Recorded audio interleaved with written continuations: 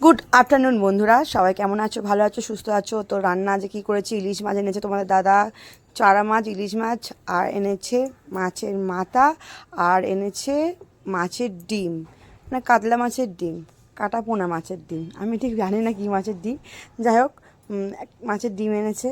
তো মাছের ডিমটা ভাজা হচ্ছে, ভাজছি। এই যে বৃষ্টির দিনে আজ স্কুলে যাইনি, বাড়িতেই ছিলাম বলে অনেক কিছু রান্নাবান্না হয়ে গেছে আজকেও।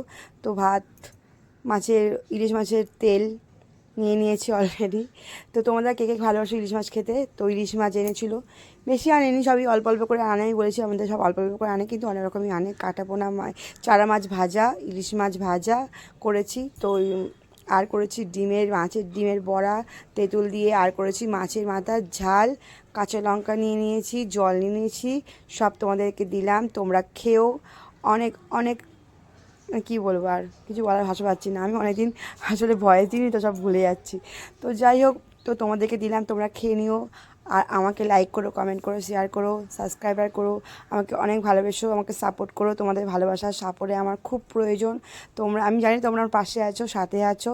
আমি এটা আমি জানি, কারণ আমি তো 1 বছর 2 বছর ধরে তোমাদের অনেক অনেক ভালোবাসা পেয়েছি। তো আমি আর আগামী দিন যেন আরও তোমাদের ভালোবাসা যেন পাই।